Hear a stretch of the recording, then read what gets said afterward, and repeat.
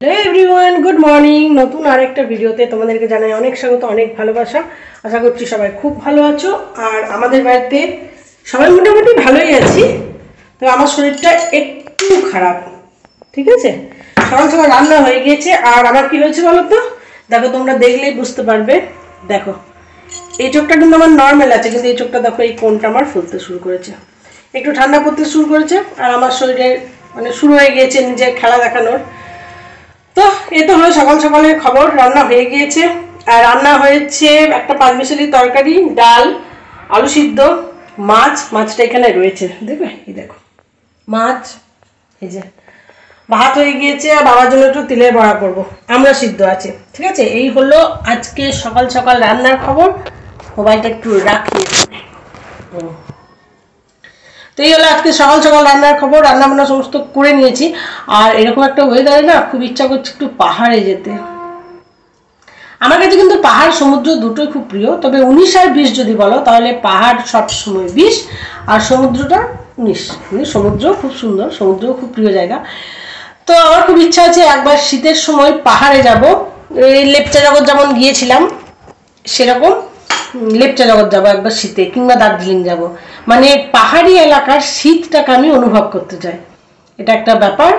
আর এ দেখো আমার হাতটা এখানে পুড়ে গিয়েছিল, কেমন দেখা যাচ্ছে, এই যে উপরে পোড়া যে চামড়াটা সেটা উঠে গেছে। এটা তোমাদের সাথে শেয়ার করা হয়নি, তাই শেয়ার করে দিলাম। তো চলো সকাল সকাল এই ফোলা চোখ নিয়ে ভিডিও স্টার্ট করে দিয়েছি। দেখি দিন যেদিকে যাবে ভিডিও তো সেদিকে যাবে। আপাতত রান্না বান্না তো কমপ্লিট হয়ে গিয়েছে। এই একটা বিশাল বড় চাপ আমার মাথা থেকে সরে গিয়েছে। এখন অনেক কাজ আছে, যেমন হাজবেন্ড সবজি বাজার এনেছে, সেগুলোকে সমস্ত গুছিয়ে রাখতে হবে, ছাদে যেতে হবে, অনেক অনেক কাজ আছে। সারাদিন সঙ্গে থাকো, প্রচুর কিছু শেয়ার করার আছে তোমাদের সাথে। আর ভিডিওটা দেখতে থাকো, কেউ স্কিপ করো না। চলো এখনকার মতো টাটা, আবার কিছুক্ষণ পর আসছি তোমাদের সাথে কথা বলতে।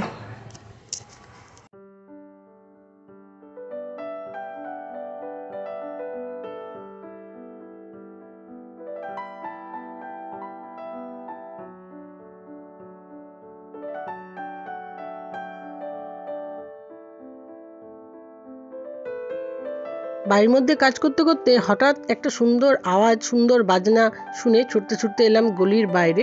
দেখো এখানে সাই বাবার জন্মদিন, তাই প্রসেশন বেরিয়েছে। কত মানুষ বেরিয়েছে প্রসেশনে, কি সুন্দর মাইক বক্সের ব্যবস্থা রয়েছে। তারপর কত মানুষ হাঁটছে এখানে, লাল পাড় সাদা শাড়ি পরে, তারপর কেউ সাদা শাড়ি লাল আঁচল এ সমস্ত কিছু সুন্দরভাবে পরে হাঁটছে। তো বেশ ভালো লাগছিল এই সমস্ত জিনিস। আর আমাদের বাড়িটা যেহেতু একটু গলির ভিতরে, তাই এইগুলো দেখার জন্য দৌড়াতে দৌড়াতে গলির মুখে আসতে হয়। আর এখানে সবথেকে ভালো লাগার বিষয় হচ্ছে মানুষ যে এই দিনটাকে এনজয় করছে।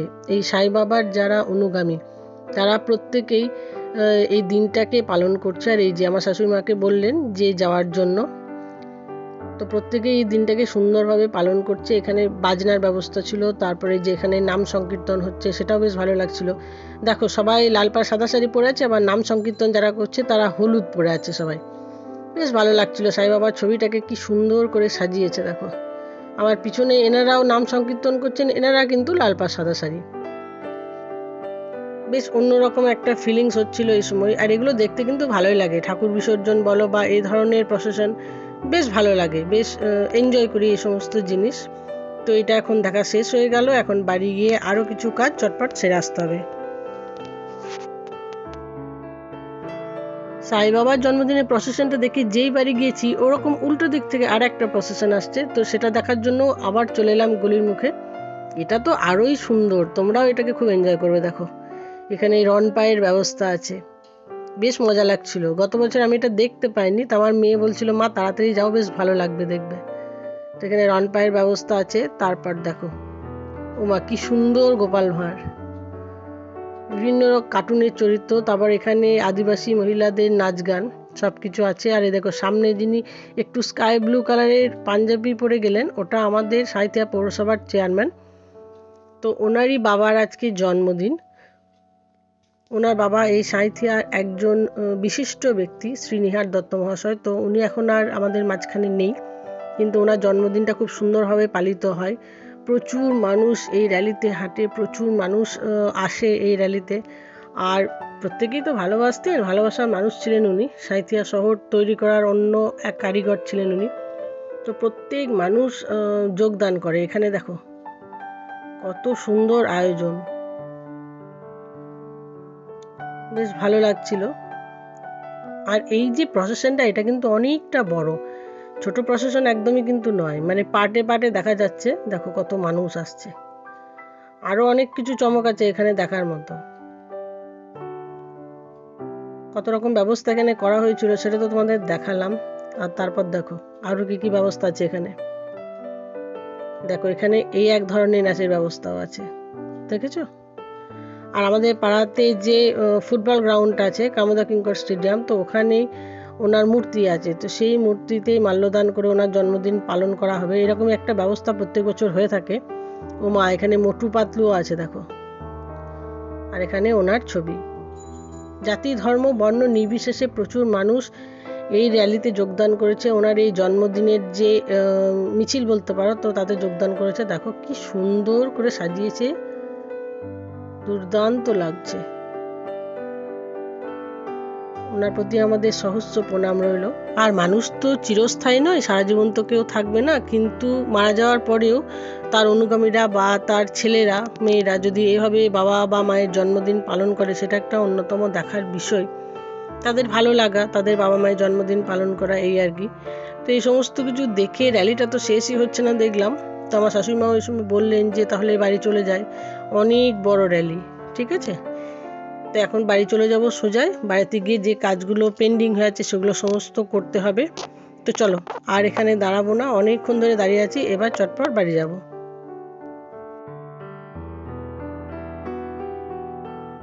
সো বন্ধুরা, এখন তো বুঝতেই পারছো বিকাল গড়িয়ে একদম সন্ধ্যের মুখে। তো ছাদে এসেছি বেশ কিছু কাজে। ওই দেখো ওইদিকে ঝাঁটা পড়ে আছে, ওই যে ছাদটাকে একটু পরিষ্কার করতে হবে। আর এখন শীতকাল বলে নাকি জানি না এত ছাদ নোংরা হচ্ছে, একদিন দুদিন অন্তর অন্তর পুরো ছাদটা পরিষ্কার করছি। এদিকে ছাদটা করছি আর ওদিকে ছাদটা করছি, দুটো ছাদ মিলে পুরো ফুটবল মাঠ হয়ে গিয়েছে। তো সেই ছাদটাকে ঝাড় দিয়ে পরিষ্কার করব। তোমাদের সাথে কথা বলতে বলতে ওদিকে আজান শুরু হয়ে গেল, তাই ভাবলাম কেন না ভয়েস ওভারে তোমাদের সাথে ভিডিওটা শেয়ার করি। তো দেখো ছাদটা আজকে একটু দেখিয়ে দিচ্ছি। এখন তো প্রত্যেক দিন ছাদের রূপ পরিবর্তন হচ্ছে।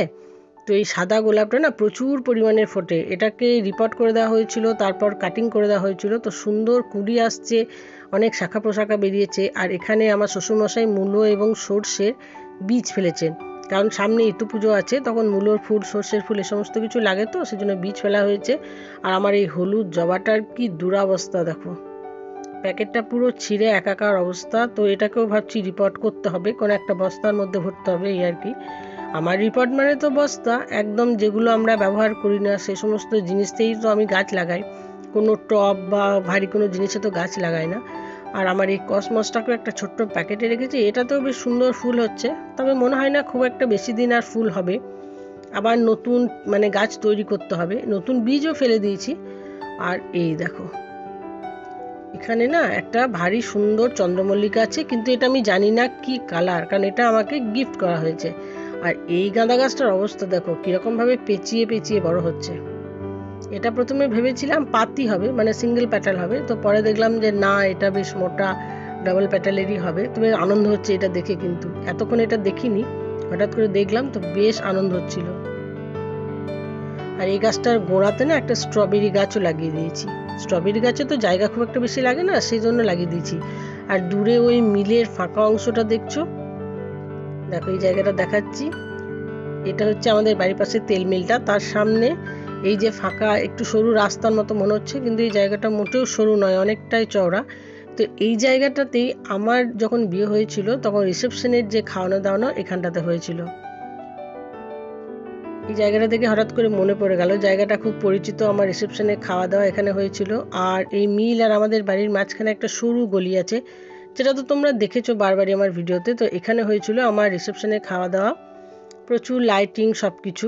তখন তো এইসব ভিডিও ছিল না, তখন ইউটিউবে কাজও করতাম না, তাই সেগুলো ক্যামেরাবন্দি করা হয়নি, সেগুলো মনের ক্যামেরায় বন্দি হয়ে আছে, এই আর কি। আর এই দেখো আমাদের বাড়ি আর পাশের বাড়ির মধ্যে কতটুকু ডিস্টেন্স। এখানে সুন্দর গল্প করা হয়, কিন্তু এই পাশের বাড়ির যিনি মামিমা আছেন উনি একটু অসুস্থ, অপারেশন করাতে গিয়েছেন।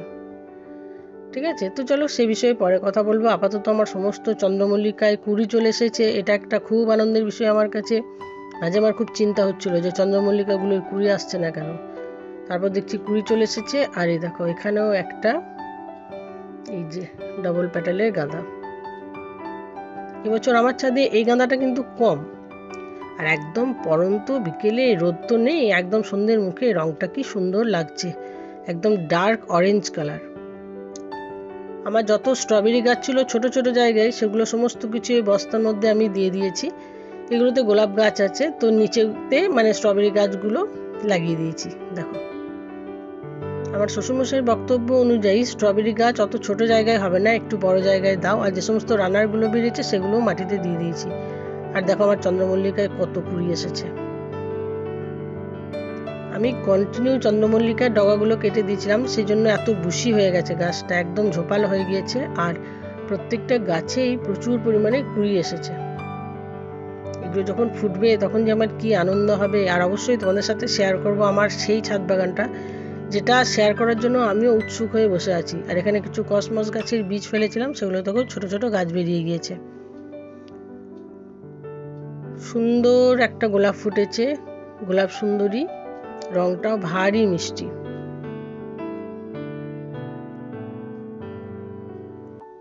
আর ওই দেখো ওখানে আরো একটা গোলাপ আছে, কিন্তু ওটা একটু মানে একটু দূরে হয়ে গেছে, তাই দেখাতে একটু অসুবিধা হচ্ছে তোমাদেরকে। আর এখানে দেখো আমার জারবেরাতে কুড়ি এসেছে, কিন্তু আমার ঠিক মনে নেই এটা কি কালারের জারবেরা, এটা একটা বিষয়, কিন্তু কুড়ি চলে এসেছে। এই শীত পড়বে আর এক একটা শীতের গাছে কুড়ি আসবে, আর মানে সেটা যে চোখকে কি পরিমাণ আরাম দেবে সেটা তো বলে বোঝাতে পারবো না তোমাদের। আর দেখো এখানে একটা টগর ফুলের গাছ আছে, এটাও আমি শেয়ার করছিলাম। আমাদের বাড়ির একজন মিস্ত্রি দাদা আমাকে এটা গিফট করেছিলেন, তো গাছটা মৃতপ্রায় হয়ে গিয়েছিল, সেই গাছটা কি সুন্দর বড় হচ্ছে। হ্যাঁ একটু আধটু পাতা হলুদ হয়ে গিয়েছে সেটা ঠিক, কিন্তু গাছটা বেশ সুন্দর হয়ে আছে। আর এই গাছের গোড়াতে আমি কিছু জিনিয়ার বীজ ফেলে দিয়েছিলাম, তো জিনিয়া ফুলও ফুটছে একদম রানী কালারের। আর একটা সব থেকে সুন্দর বিষয় দেখো, এই জায়গাতেই লাল গোলাপটা দেখো পুরো ভেলভেটের মতো, এটা কিন্তু দেশি লাল গোলাপ, কোনো হাইব্রিড নয়। আর এর সঙ্গে একটা সাদা গোলাপ রয়েছে নিচে, কম্বিনেশনটা এত সুন্দর লাগছে কি বলবো। তবে এই লাল গোলাপের কালারটাও কিন্তু অসাধারণ, এই দেখো লাল সাদা একসাথে, ঠিক আছে, এটা একটা বেশ ভালো বিষয়।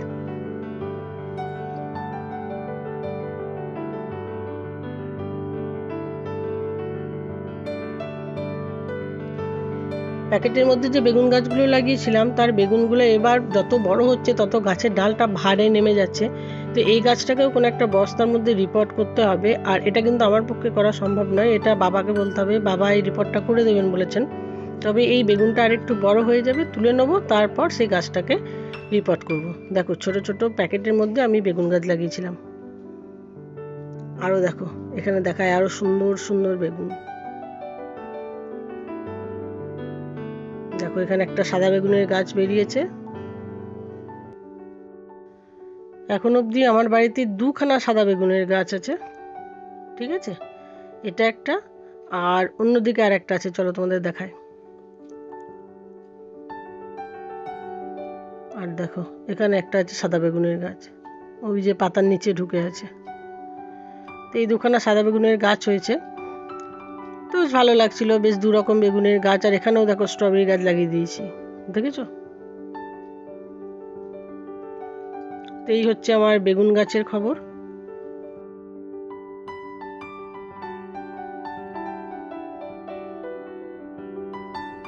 আর বাকি যে বেগুনগুলো ছিল সেগুলো তো ধীরে ধীরে এবার বড় হয়ে যাচ্ছে, এগুলো এবার তোলার সময় হয়ে গিয়েছে। দেখো এখানে একটা দেখালাম, আরও আছে, এগুলো কিন্তু এবার আস্তে আস্তে বড় হয়ে যাচ্ছে। এগুলোকে দু একদিনের ভিতরেই তুলে দিতে হবে, তা না হলে এগুলো আর খাওয়া যাবে না।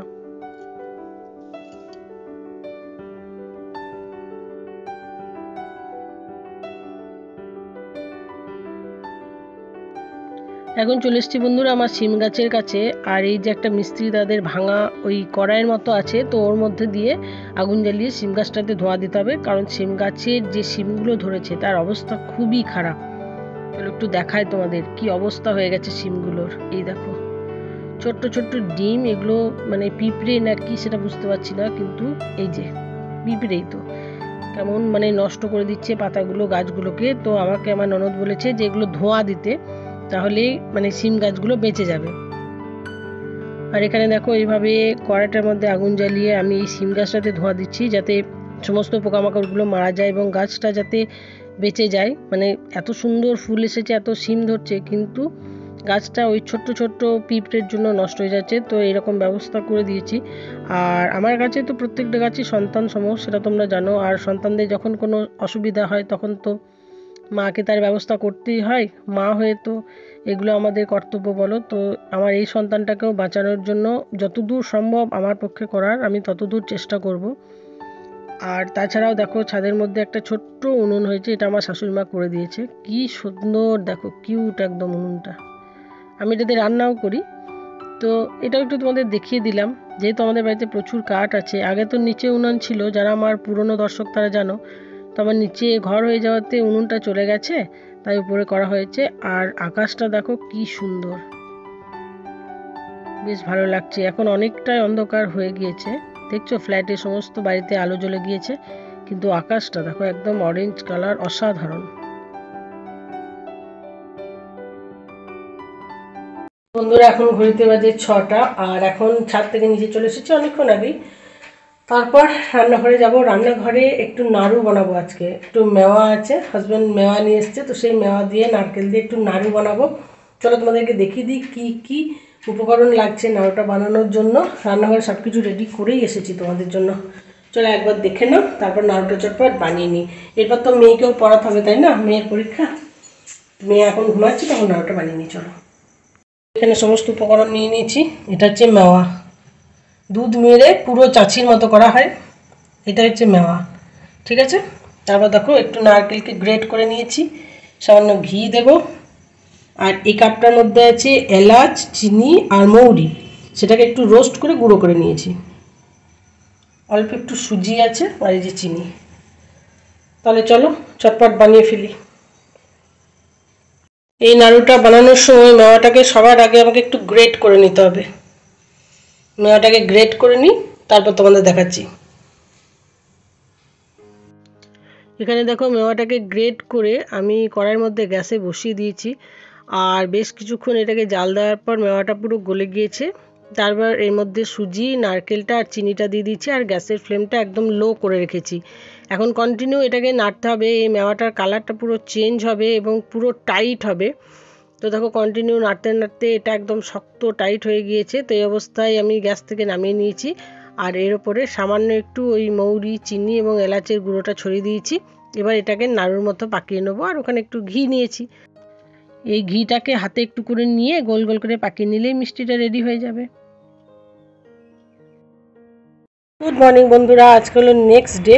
কালকে রাত্রে যে ভিডিওটা তোমাদের সাথে শেয়ার করেছিলাম, তো সেই ভিডিওটা কাল রাতে শেষই করা হয়নি।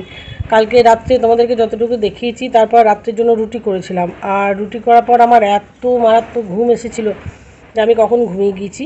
শাশুড়ি মাকে খেতে দিয়েছি 8:30টার সময়। তারপর আমার শ্বশুরমশাই এবং মেয়ে দুজনে তো গান করছিল, তো ভাবলাম ওদেরকে খেতে দেবো, একটু রেস্ট নিয়ে নিই, শরীরটা কেমন একটা করছিল।